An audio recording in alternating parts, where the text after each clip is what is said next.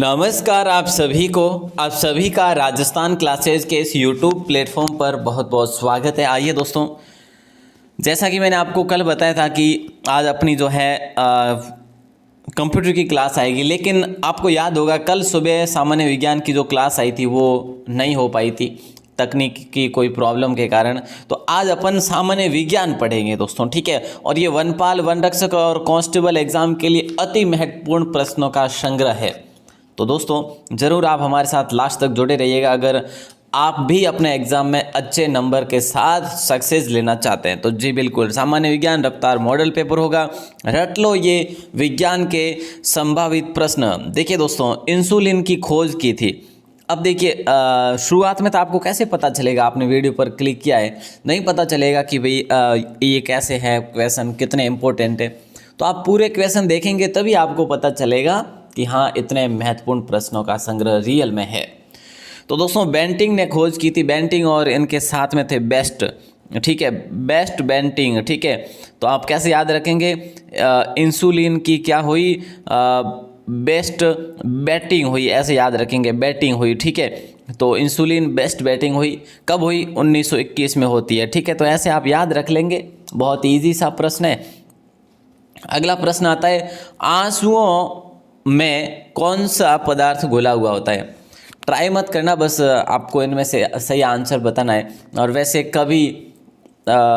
जो है अपन क्या बात करें ऑन द स्पॉट, ये जो है अपना आंसू अगर हो और उस समय ट्राई कर सकते हैं, ठीक है, लेकिन करने की आवश्यकता नहीं है। सामान्य नमक जैसा पदार्थ उसमें घुला हुआ होता है, मतलब ये एक खारे टाइप का होता है, ठीक है। अगला प्रश्न आता है, लोहे पर जंग या फिर आप कह लीजिएगा रस्ट लगती है। लोहे पर जंग या फिर रस्ट कैसे लगती है। फेरिक ऑक्साइड से, जी बिल्कुल ऑक्साइड आएगा। जल योजित फेरिस या फेरिस ऑक्साइड से, ऑक्साइड इसमें भी है तो ये भी रहेगा। क्षारकीय फेरस और फेरिक कार्बोनेट, ये भी सही है। तो अपना राइट आंसर क्या हो जाएगा, उपयुक्त सभी होगा राइट आंसर। दोस्तों ये बहुत ही इंपॉर्टेंट प्रश्न है आपका। Next question, show on your screen, वनस्पति तेलों को घी में परिवर्तित किया जाता है। जो वनस्पति तेल होता है दोस्तों, उसको घी में परिवर्तित किया जाता है तो ऊष्मा उपचार से या हाइड्रोजनीकरण से या ऑक्सीजन के या फिर जो है एंजाइमों द्वारा। तो यहाँ पे एंजाइमों की आवश्यकता नहीं पड़ती। यहाँ पे अगर क्रिया अपनी ये जो है जीव विज्ञान की नहीं है तो मतलब बी ऑप्शन आपका लॉक हो जाएगा दोस्तों, ठीक है। तो आगे बढ़े। और वैसे आप सबको पता है राजस्थान में वनस्पति घी का कारखाना कहाँ पे, सबको पता है सर, भीलवाड़ा में। चलो बहुत बढ़िया। यहाँ पे प्रश्न क्या पूछा जा रहा है, निम्नलिखित में से कौन सी एक मिश्र धातु है। इनमें से मिश्र धातु आपको बताना है जो लोहे से, तांबे से और भी काफ़ी तत्वों का उसमें मिश्रण होता है, तो वो धातु है दोस्तों स्टील। स्टील में लोहा, तांबा और भी लोहा, कार्बन और भी काफ़ी चीज़ें जो इसमें मिक्स होती है, ठीक है। बी ऑप्शन आपका लॉक हो जाएगा। नेक्स्ट क्वेश्चन, ये क्वेश्चन कई बार आपकी स्क्रीन पर मैं दे चुका हूँ, वैसे कभी मॉडल पेपर में तो कभी अलग से, ठीक है। तो इनमें से कौन सी ईंधन गैस जो है, फ्यूल गैस नहीं है, ईंधन गैस कह लो या फिर फ्यूल गैस कह लो, नहीं है।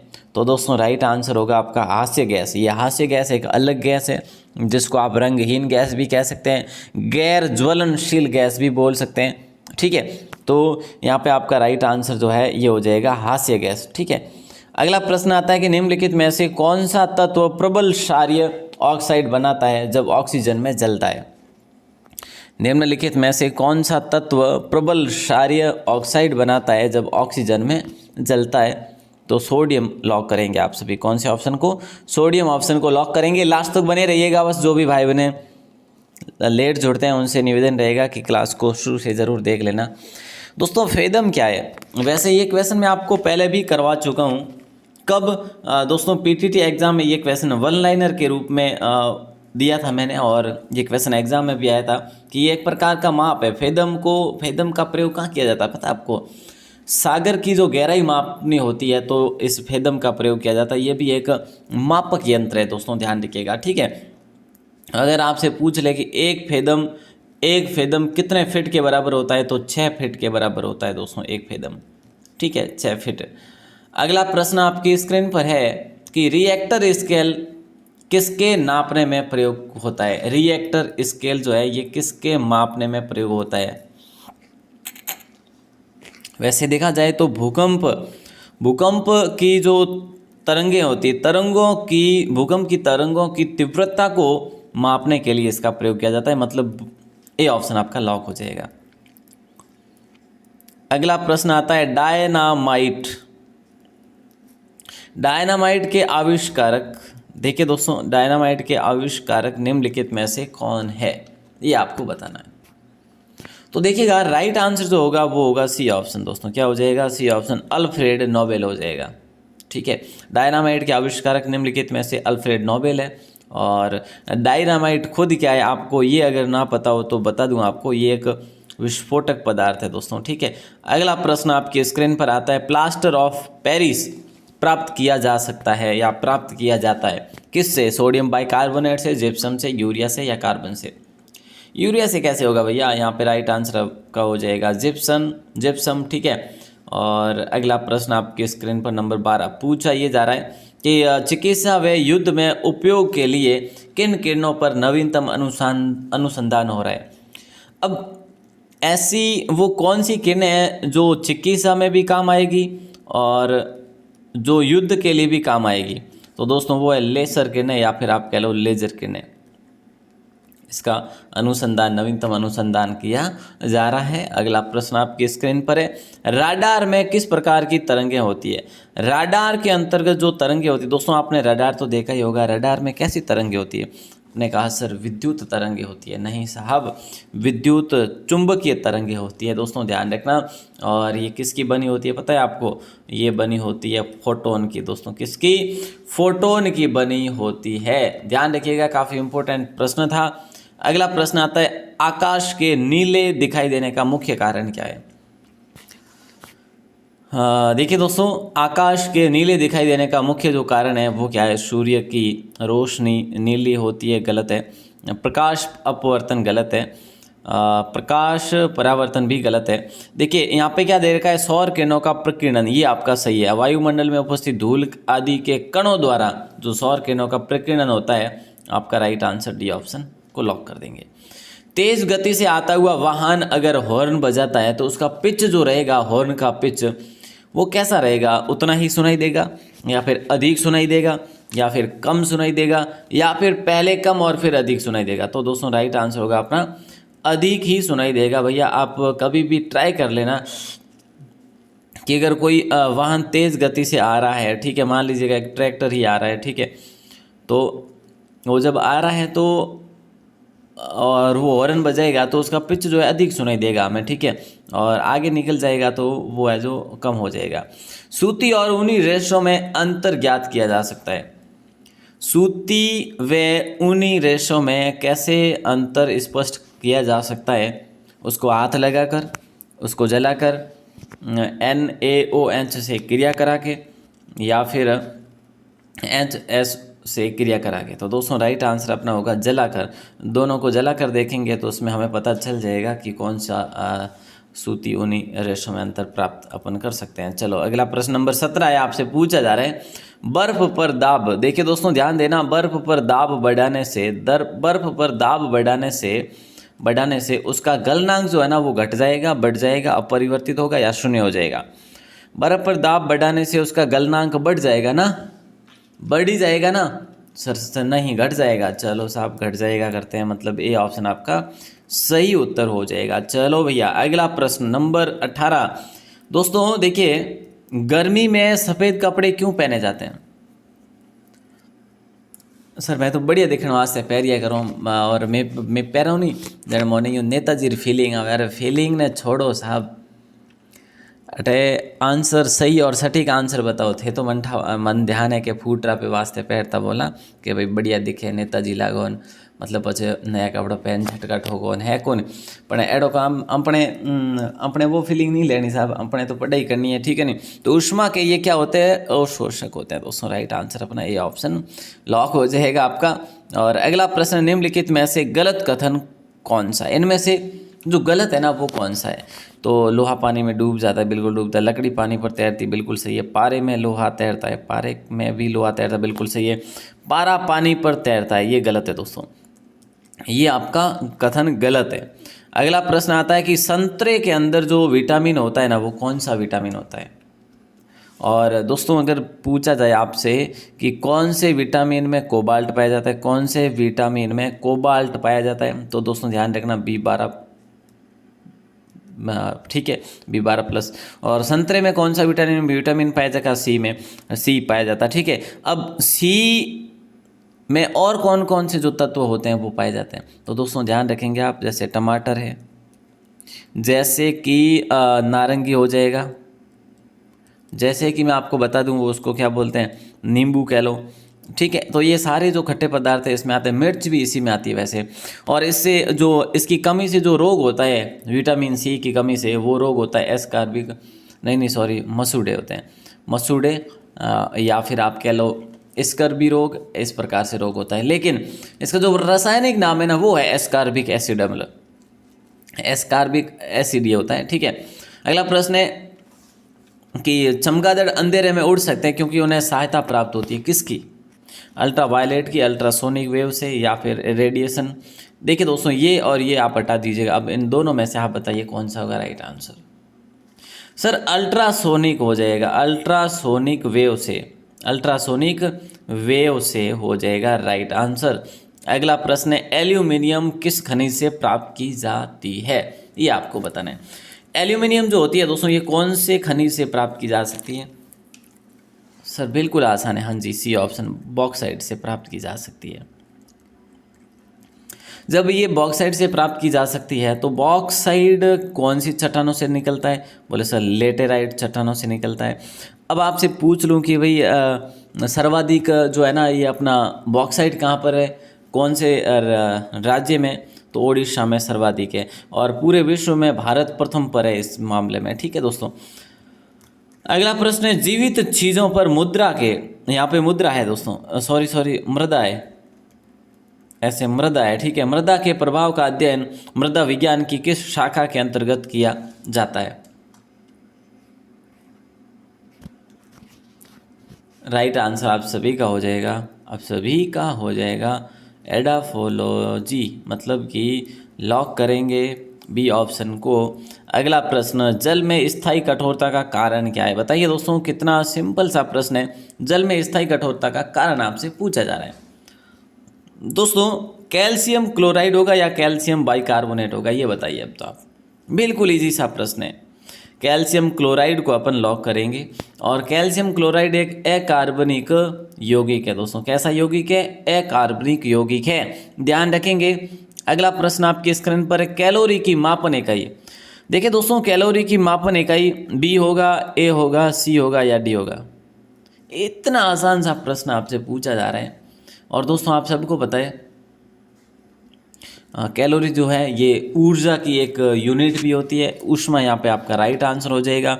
और 1000 कैलोरी जो होती है वो 1 किलो कैलोरी के बराबर होती है, ठीक है। अगला प्रश्न 1000 कैलोरी को 1 किलो कैलोरी भी कह सकते हैं आप, ठीक है। सूर्य उदय होते समय व डूबते समय लाल क्यों दिखाई देता है। देखिए दोस्तों यहाँ पे प्रश्न जो पूछा है ना ये काफ़ी इंटरेस्टिंग क्वेश्चन है और ये एग्ज़ाम में पूछा गया है। तो अभी अपने बात करी कि प्रकीर्णन के कारण, सौर ऊर्जा के प्रकीर्णन और धूल के कण भी आप कह सकते हैं, क्योंकि अपने अभी पढ़ा, वो भी प्रश्न पूछा गया है एसएससी में और ये भी पूछा गया है। तो ये दोनों प्रश्न ऐसे पूछे गए, इसमें प्रकीर्णन को सही किया गया। तो अगर ऐसे भी दोनों ऑप्शन आए तो आप प्रकीर्णन को सही करेंगे। अगला प्रश्न है घरों में विद्युत संयंत्र जोड़े जाते हैं। घरों में विद्युत संयंत्र जो जोड़े जाते हैं ना, सीरीज क्रम में जोड़े जाते हैं या पैरेलल क्रम में, या फिर जो है अपने मिश्रित मिक्स क्रम में। दोस्तों कौन से क्रम में जोड़े जाते हैं, तो पैरेलल समांतर क्रम में जोड़े जाते हैं घरों में जो विद्युत संयंत्र जोड़े जाते हैं। लोहे में जंग लगना है एक क्या है दोस्तों, लोहे में जंग लगना एक प्रकार से भौतिक क्रिया है या रासायनिक क्रिया है या सामान्य क्रिया। आपने कहा सर रासायनिक क्रिया है, वाह जी वाह, बहुत बढ़िया। लोहे में जंग लगना रासायनिक क्रिया होगी। दोस्तों देखिए, पदार्थ की जो भी प्रकृति है, ठीक है, कुछ भी मान लीजिएगा, एक आपने पेन रख ली, ठीक है, एक पेन है और पेन को आपने रेत में रख दिया, ज़मीन में रख दिया और उसको आप 2 महीने बाद उठाएंगे तो उसमें जो भी प्रक्रिया होती है ना, वो जो परिवर्तन होता है ना, वो सारभूत प्रकृति का परिवर्तन होता है और वो है जो क्या कहलाएगा, रासायनिक कहलाएगा। ठीक है, अगला प्रश्न आपकी स्क्रीन पर है, विद्युत बल्ब का फिलामेंट किसका बना होता है? विद्युत बल्ब का फिलामेंट जो है ना, ये किसका बना होता है? सर टंगस्टन का बना होता है, ये तो हमें पता है। चलो साहब, बहुत बढ़िया। टंगस्टन सर्वाधिक अपने नागौर डेगाना में होता है दोस्तों, ठीक है, ये भी आपको पता ही है वैसे। अगला प्रश्न है कि केतली में पानी का गर्म होना किसका उदाहरण है? चालन का, संवहन का, विकिरण का या संघनन का? तो देखिए दोस्तों, संवहन को लॉक करेंगे आप सभी। किसको करेंगे? संवहन को लॉक करेंगे। बी ऑप्शन, केतली में पानी का गर्म होना किसका उदाहरण है? तो संवहन का उदाहरण है, कन्वेक्शन। ठीक है, कन्वेक्शन। अगला प्रश्न है, एसआई में बल का मात्रक क्या है? एसआई में बल का मात्रक जो है वो सर न्यूटन है। न्यूटन है क्या? चलो साहब, न्यूटन को लॉक कर देते हैं और एसआई का मतलब होता है सेकंड पद्धति। ठीक है दोस्तों, अगला प्रश्न आपकी स्क्रीन पर है, वायु क्या है? बताइए दोस्तों, वायु जो है ना, ये क्या है? तत्व है, मिश्रण है, यौगिक है या फिर इनमें से कोई नहीं? दोस्तों, अपने कई बार पढ़ा, वायु मिश्रण है। वायु कई गैसों से मिलकर बनी है। ठीक है, कई गैसों का मिश्रण है, जैसे जारक है, प्रांगार है, नाइट्रोजन है, उदजन है, बहुत सारे। अगला प्रश्न है, यांत्रिक ऊर्जा को विद्युत ऊर्जा में किसके द्वारा बदला जा सकता है? यांत्रिक ऊर्जा को विद्युत ऊर्जा में किसके द्वारा बदला जा सकता है, ये आपको बताना है। तो राइट आंसर दोस्तों ए होगा, बी होगा, सी होगा या डी होगा? देखिए, ट्रांसफार्मर, आमीटर, गैल्वेनोमीटर या डायनेमो। देखिए, यांत्रिक ऊर्जा को विद्युत ऊर्जा में किसके द्वारा बदला जा सकता है? तो डायनेमो के द्वारा बदला जा सकता है। ठीक है, और इसको आप पावर भी कह सकते हैं, शक्ति भी कह सकते हैं। ठीक है, विद्युत जनरेटर भी बोल सकते हैं, कुछ भी। अगला प्रश्न है, कोशिका विभाजन को सर्वप्रथम किसने देखा? बिल्कुल आसान सा प्रश्न है और यहाँ पर जो है ना, आपका राइट आंसर होगा 1855 में सबसे पहले कोशिका विभाजन को कोशिका विभाजन को विर्चाउ ने देखा दोस्तों। ठीक है, और वीजमैन के बारे में कुछ बात करें तो दोस्तों देखिए, इन्होंने वीजमैन ने क्या किया आपको पता है? अर्धसूत्री विभाजन की खोज की थी वीजमैन ने। और अगर आपसे पूछे कि भाई कोशिका का विस्तृत अध्ययन किसने किया, तो स्ट्रासबर्गर ने किया। ठीक है, सल्फर का उपयोग होता है दोस्तों, बताइए कितना आसान सा प्रश्न है। सल्फर का उपयोग जो होता है ना, वो डायनामाइट में भी होता है, गन पाउडर में भी होता है, बारूद में भी होता है। डायनामाइट मैंने आपको बता दिया विस्फोटक पदार्थ है, तो ये सारे के सारे विस्फोटक वाले ही पदार्थ है और उन सभी में सल्फर का प्रयोग होगा और होगा बिल्कुल। जब जब ये बनेगी तब तक इसका प्रयोग होगा। सल्फर को आप गंधक भी बोल सकते हैं। ठीक है, एक रासायनिक तत्व है ये। अगला प्रश्न है, बिल्ली को रात में अधिक दिखाई देता है, क्यों? आखिर क्या कारण रहता होगा कि बिल्ली को रात में अधिक दिखाई देता है? स्वभाववश उसका ऐसा स्वभाव है, या पुतली की विशेष बनावट की वजह से, या दिन में उसको नींद आती है इसीलिए? वैसे अब बाकी आपको लग नहीं रहा कि इतना इजी सा प्रश्न, दूसरी क्लास का प्रश्न पूछ लिया, हमें ऑप्शन पूछ लिया है ना, तो अपना बी ऑप्शन लॉक हो जाएगा। नंबर 37 क्वेश्चन, ऊष्मा की सबसे अच्छी चालक कौन सी धातु है? ऊष्मा की सबसे अच्छी जो है ना चालक कौन सी धातु है? सुचालक, जो कि आप कह लेंगे चांदी, है ना। सी ऑप्शन को लॉक कर देंगे। इसके बाद तांबे का नंबर आता है, फिर है जो सोने का नंबर आता है, लेकिन हमारा राइट आंसर अभी के लिए सी ऑप्शन हो जाएगा।